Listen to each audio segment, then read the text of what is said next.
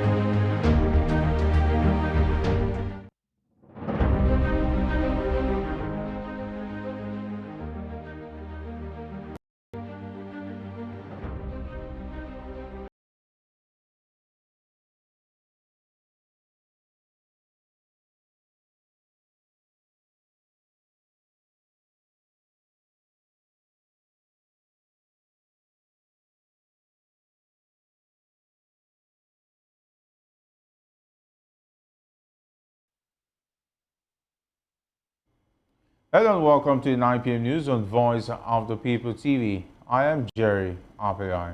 And I am Vivian Oguche. Before we begin the news, kindly visit our website on www.vop.ng for fresh and trendy news. And now to the headlines. Catholic bishops will pay tributes to late Pope Francis. And FG mourns passing of Pope Francis. Jos residents stage a protest over killings. Prison service dismisses Maiduguri bomb explosion reports. National Assembly postpones resumption of plenary till May 6. And FG denies reports of agreed long-term concession for Enugu Airport. Now the foreign scene, Trump backs the defense secretary. Well, in business, SEC warns bloggers, influencers against promoting unregistered investments. Petrol prices set to drop further. And in sports news, Syria Games postponed after death of Pope Francis. And in the world of entertainment, Sporty will blast Burna Boy for snubbing him after 20 million naira gift. Well, now the news in detail. The president of the Catholic Bishops' Conference of Nigeria, Most Reverend Lucius Ugoji, has paid tribute to late Pope Francis, describing him as a leader who championed ecumenism and interfaith dialogue. He noted that the late pontiff fostered greater understanding and cooperation between different Christian denominations and faith communities, promoting a culture of dialogue and mutual respect. Ugoji, in a statement, observed that the reign of Pope Francis was characterized by his tireless advocacy for the marginalized and vulnerable, emphasizing the importance of serving the poor and promoting social justice. He stated that Pope Francis implemented significant reforms within the church, including changes to the liturgical books and the establishment of new departments in the Vatican office. Ugoji added that throughout his papacy, Pope Francis was admired for his humility, compassion, and commitment to serving others. Ugoji urged all Catholics and people of goodwill to pray for the happy repose of Pope Francis and for the Catholic Church at this period. The federal government expressed sorrow over the death of Pope Francis. The spokesperson for the Ministry of Foreign Affairs, Kimebi Ebiemfa, in a statement described the late pontiff as a global moral authority whose papacy was defined by humility, compassion, and a firm dedication to peace, justice, and human dignity. The federal government, in a statement, extended its condolences to the Catholic Church in Nigeria and around the world, acknowledging the significant impact Pope Francis had during his time as the leader of the global Catholic community. The statement noted that the Pope's consistent advocacy for the poor, refugees, and victims of conflict deeply resonated in Nigeria. Away from the Pope's death now, some residents of Jos, the Plateau State capital, have staged a protest against the incessant kidnappings and killings by gunmen in the state. The march was led by Christian leaders, including Polycarp Lubo, Plateau chairman of the Christian Association of Nigeria. The protest commenced from the Vave Junction Community Road, resulting in gridlock that left many commuters stranded. The protest followed a series of violent attacks in Plateau, with over 100 people reportedly killed in Bokos and Bassa local government areas within the past 2 weeks. In the meantime, Governor Caleb Mutfwang of Plateau State has convened a meeting with critical stakeholders over the recent killings in the state. Speaking at the event, Governor Mutfwang said that the meeting aimed at fashioning out ways of tackling the recurrent attacks and the wanton destruction of properties in the state. The governor, who said that the security challenges in the state had spanned for over 2 decades, explained that the meeting also aimed at uniting critical stakeholders towards ending the menace. The meeting, which later went into closed doors, had former governors of the state, Fidelis Tabgon, Joshua Darie, Jonah Jang, and retired Rear Admiral Petrus Atukum in attendance. Other stakeholders who attended the meeting were serving and former senators, members of the House of Representatives, traditional and religious leaders, government officials, youth, and women groups. Well, moving on, the Nigerian Correctional Service has refuted reports of an alleged bomb explosion at the Medium Security Custodial Center in Maiduguri, describing the claim as false and misleading. The service, in a statement that was made available to newsmen by its public relations officer, who is also a deputy controller of corrections, Umar Abubakar, clarified that there was no security breach at the facility or any other custodial center across the country. The NCOS denial follows earlier reports that an explosion occurred at the Maximum Security Custodial Center in Maiduguri on Sunday. The blast was said to have sparked a fire in the solitary confinement cell of Charles Oka, a high-profile inmate. Accounts from within the facility had alleged that an object object, possibly explosive device, was thrown into Oka's cell through the window bars, with smoke reportedly seen rising from the area shortly afterwards. Still in the news, the presidency has revealed that President Bola Tinubu will return to Nigeria from his work visit to France. The president's spokesperson, Bayo Onanuga, disclosed this in a post on his X handle. Recall that President Tinubu left Nigeria on April 2, 2025 for Paris, France on a short work visit. The president's latest trip had been faulted by major opposition leaders who criticized him for being away despite the rising insecurity in the country, especially in Benue and Plateau states, where scores of residents have been killed in attacks on several communities. Well, in another development, the Senate and House of Representatives have postponed resumption of plenary sittings from April 29 to May 6, 2025. The clerk to the Senate, Andrew Muba, and his House of Representatives counterpart, Yahaya Danzaria, disclosed this in separate internal memorandum addressed to all senators and House of Representatives members, respectively. Both chambers of the National Assembly had on Thursday, March 27, adjourned plenary till 29th of April to enable members partake in Salah and Easter festivities. The extension comes at a time the country is experiencing multiple challenges, including worsening security conditions and socio-political unrest across several states. Away from that report, the federal government has denied reports claiming that it has finalized a long-term concession agreement for the Akanu Ibiam International Airport in Enugu. The Special Advisor on Media and Communications to the Minister of Aviation and Aerospace Development, Tunde Moshood, in a statement, described the claims as baseless and untrue.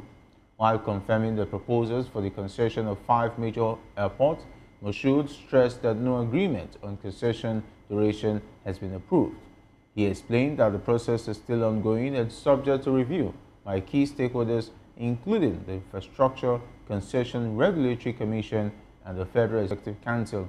Moshood added that although various proposals with differing terms have been submitted, none have received final approval.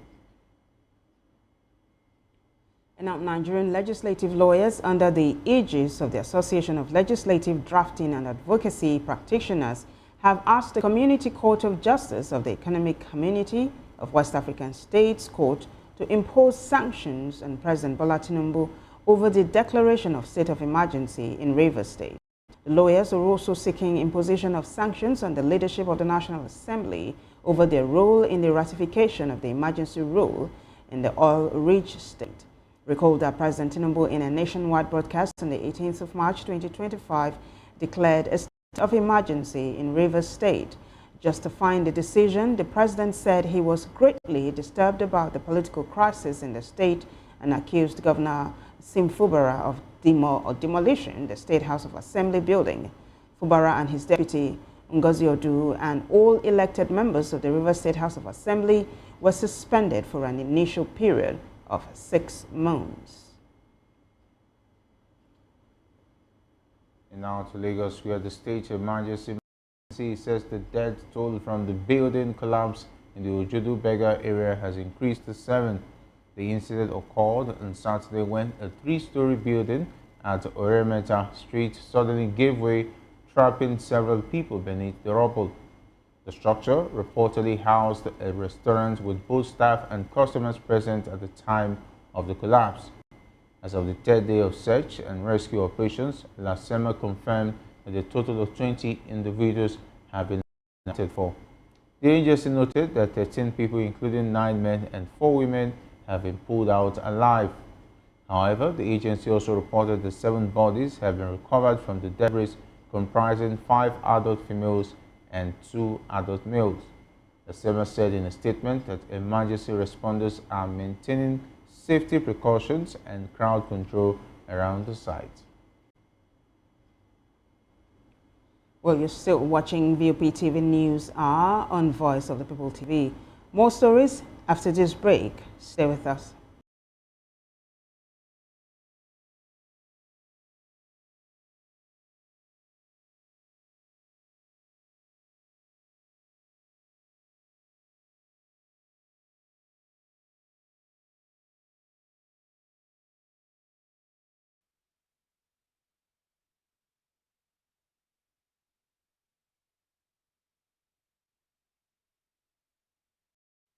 Welcome back.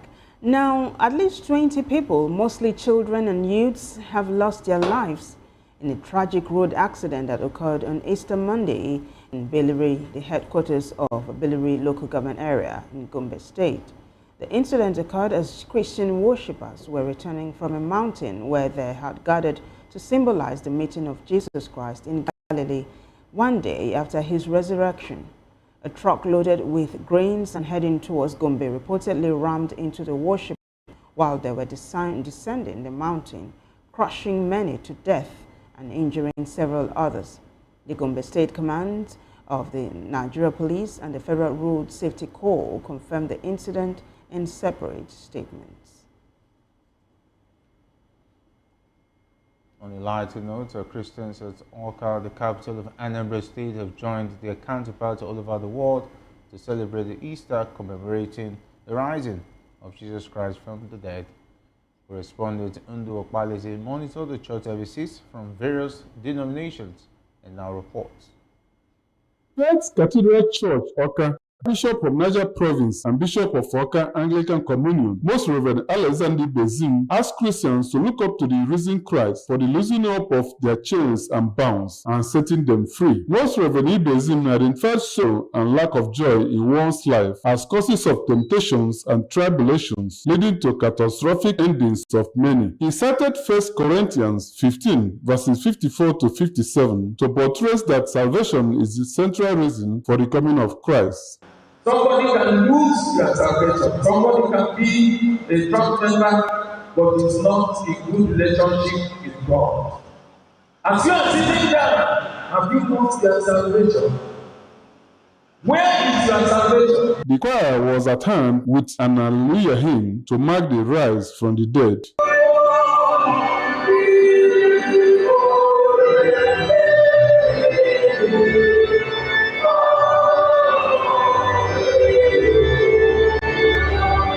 At St. Patrick's Catholic Cathedral, Awka, Reverend Father Anthony Nwafo described the story of Christ's suffering, death, and resurrection as the greatest in history, being the source and center of human salvation. He said Christ's death is so remarkable that thousands of years after, nobody makes reference to him as the late Christ, because according to the Father, Christ is still living, having held death itself captive. The Catholic priest reminded the congregation that Christ's death and resurrection came with a lot of suffering and vicissitudes to underscore that crown is preceded by the cross. The Bible says in the Gospel of Matthew 28, verse 6, he is not here. He has risen as said. The Bible says in Luke 24, verse 34, indeed he has risen. Undu Okpalese, Voice of the People Television.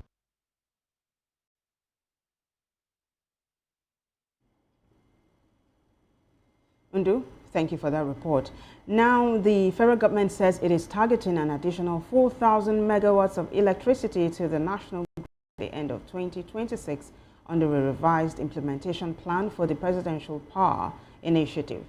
Bolaji Tunji, Special Advisor on Strategic Communications and Media Relations to Adebayo Adelabu, Minister of Power, announced the target in a statement.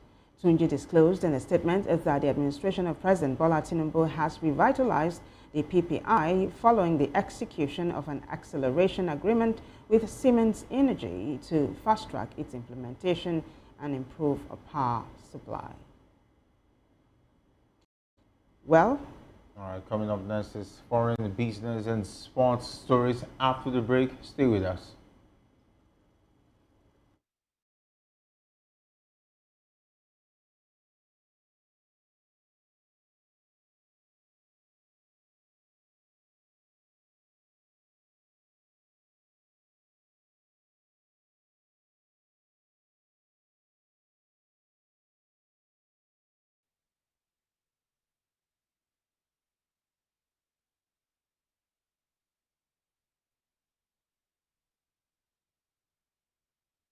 Welcome back.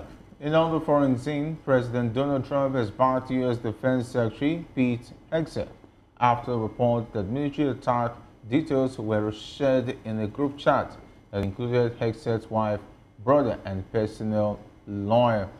The controversy comes a month after a journalist was added to a Signal group chat in which U.S. cabinet officials in Hexet discussed plans to attack Houthi rebels in Yemen.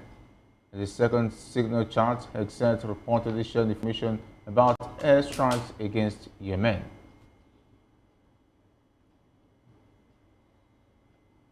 Moving on now, China has warned that it will hit back at countries that make deals with the U.S. that hurt Beijing's interests, as the trade war between the world's two biggest economies threatens lagging other nations.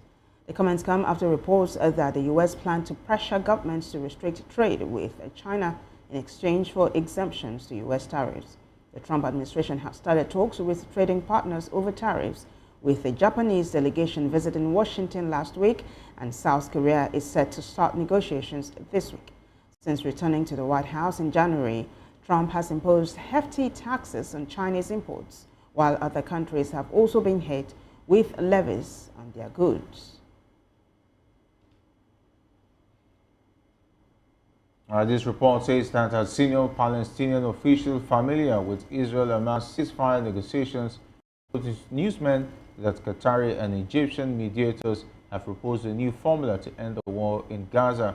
According to the official, it envisages a truce lasting between 5 and 7 years, the release of all Israeli hostages in exchange for Palestinian prisoners held in Israeli jails, a formal end to the war, and a complete Israeli withdrawal from Gaza.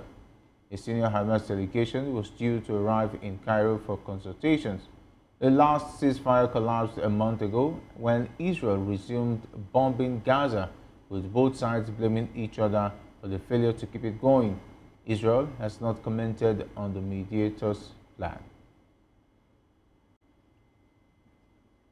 Well, in another development, El Salvador's president has offered relief to repatriate 252 Venezuelans deported by the U.S. and imprisoned in his country if Venezuela releases the same number of political prisoners.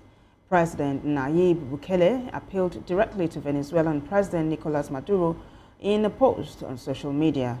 He said many of the Venezuelan deportees had committed rape and murder, while Venezuelan political prisoners were jailed only because they opposed Maduro, whose re-election last year is widely disputed. Later, Venezuela's chief prosecutor Tarek William Saab criticized Bukele's proposal. He demanded to know that what crime the deportees were accused of, whether they had appeared before a judge or had access to legal counsel.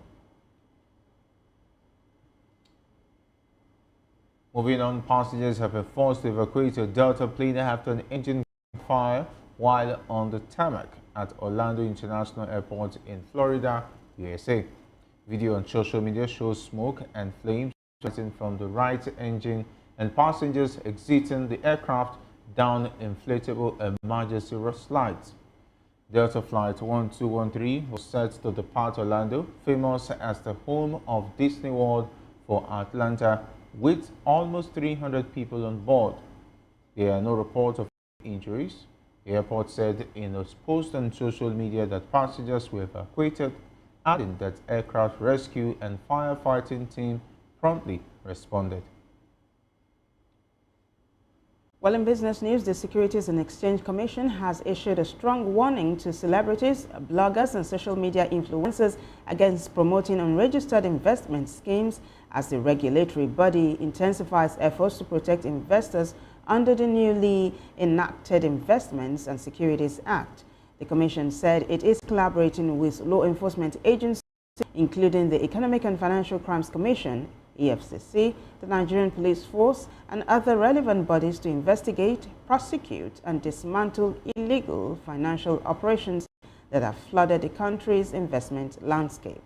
Speaking at an event in Abuja, the Director General of the SEC stressed that the legislation not only strengthens the Commission's regulatory powers, but also holds accountable those who promote unlicensed schemes, especially across social media platforms. The new law defines and criminalizes Ponzi operations more clearly than ever before, introducing a minimum 20 million naira fine and a 10-year jail term for perpetrators. Agama stressed that the recent collapse of CBEX, a digital investment platform alleged to have swindled Nigerians out of over 1.3 trillion naira, served as a chilling reminder of the damage caused by unchecked investment frauds. Also in business, India's richest woman, Savitri Jindal, saw her net worth jump by $846 million following a rally in shares of Jindal Steel and Power Limited. The gain brings her real-time net worth to $37.1 billion, securing her the 40th spot on the Bloomberg Billionaires Index.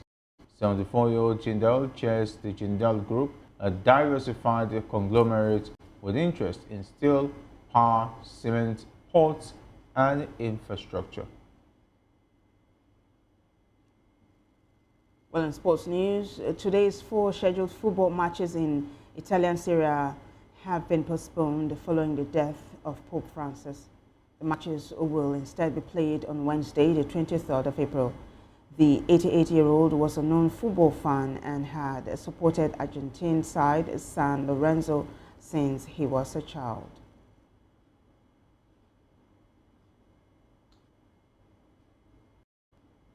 And still in sports, Leeds United have been promoted back to the English Premier League after 2 years in the Championship.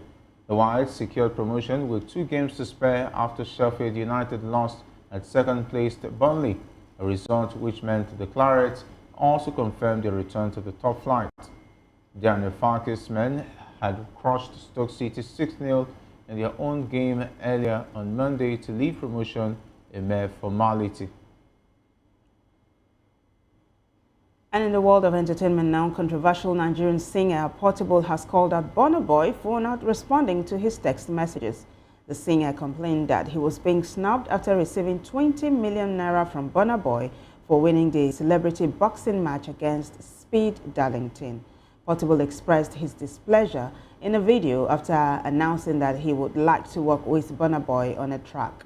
The controversial singer also expressed his appreciation to the artist, calling him his helper, while saying that others only know how to give advice without actually helping. Well, that's it on the 9 p.m. news. Before we go, a quick look at the headlines.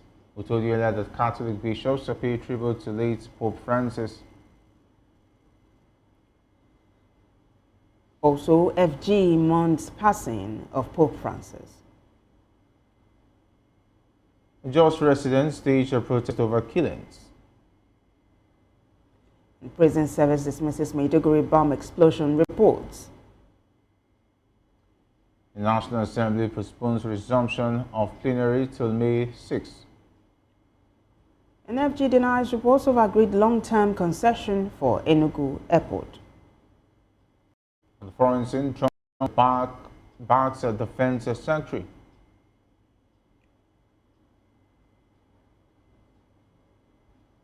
Well, in business news, SEC warns bloggers, influencers against promoting unregistered investments. Petrol prices set to drop further. In sports, Serie A games postponed after death of Pope Francis. In the world of entertainment, Portable blasts the Burna Boy for snubbing him after 20 million naira gift. Do well to subscribe to our YouTube channel on YouTube. We are Voice of the People TV, and on all the social media platforms, we are VOP TV Live. Hey, I'm Jerry. Up the line. I am Vivian Oguche. Good evening. Good evening.